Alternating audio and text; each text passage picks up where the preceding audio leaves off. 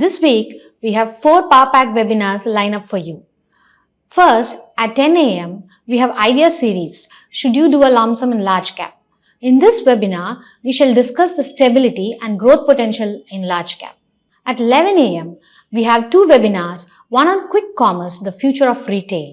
In this webinar, we shall explore the business models powering Q-commerce. The other one is exclusive for women, the power of lump sum investing, accelerating your wealth creation. At noon, we have decoding myths of mutual fund investing, in which we shall discuss the myths and realities around mutual fund investing. The links are given below in the description. Register now and join us on Saturday.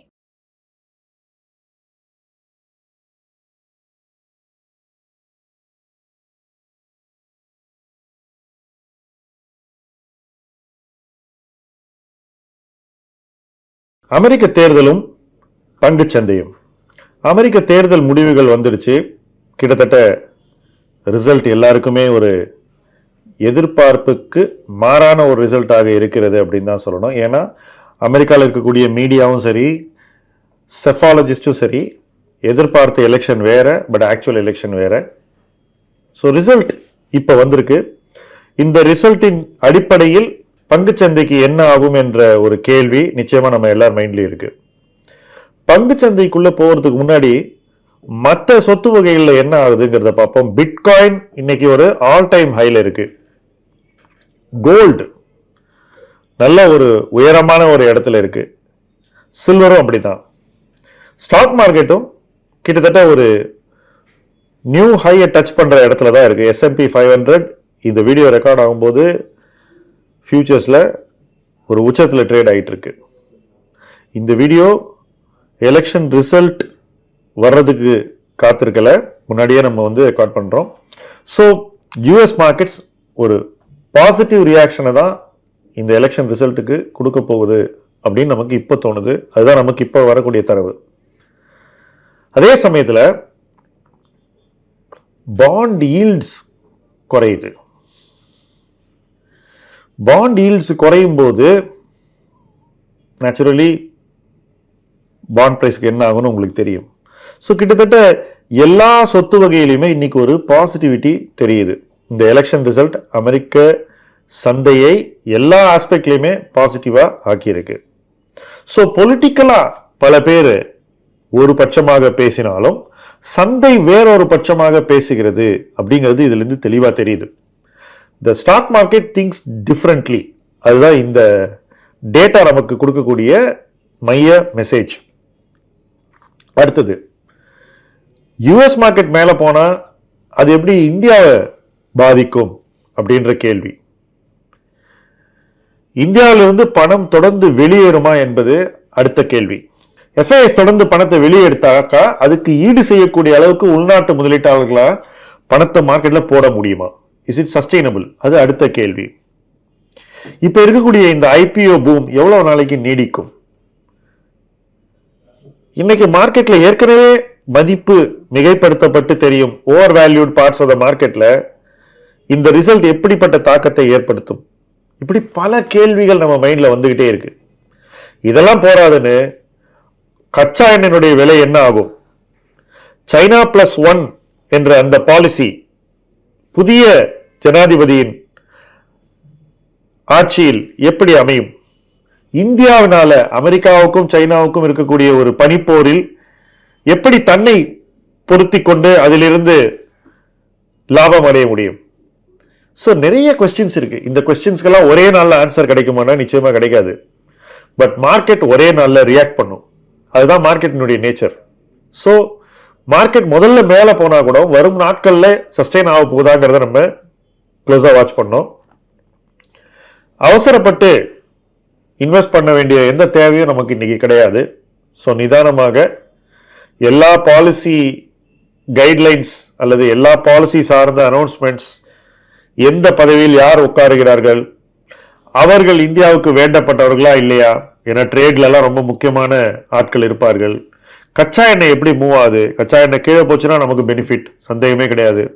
அதே போல இந்த டாரிஃப்ஸ்னு ஒரு concept இருக்கு யூஎஸ்ல. அது என்னன்னா, அமெரிக்காவுக்கு ஏற்றுமதி செய்யக்கூடிய நாடுகளின் நிலைப்பாட்டை பொறுத்து அமெரிக்கா ஒரு டியூட்டி போடுவாங்க.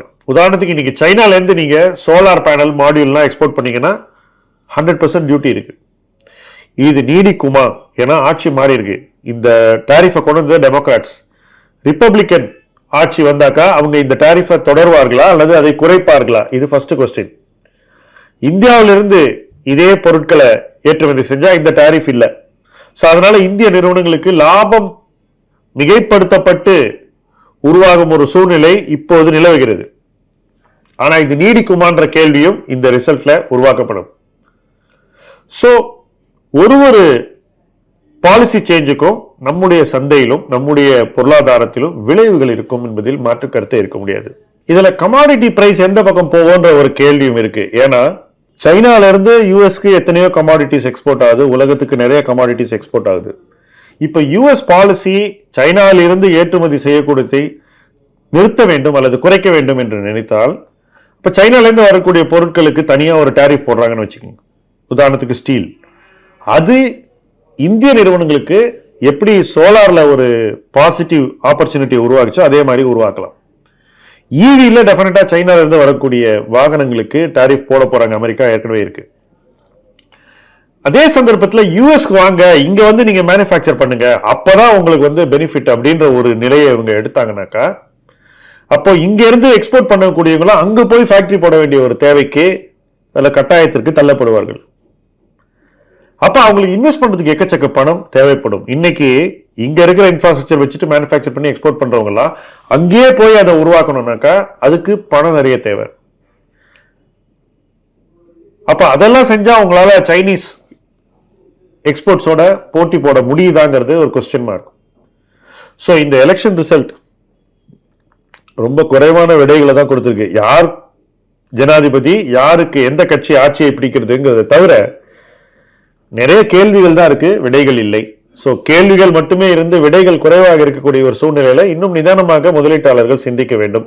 உடனே போய் ஒரு இன்வெஸ்ட்மெண்ட் டிசிஷன் எடுத்து அதன் அடிப்படையில் பணத்தை போட வேண்டிய ஒரு அவசரம் இல்லை என்றுதான் நான் நினைக்கிறேன்.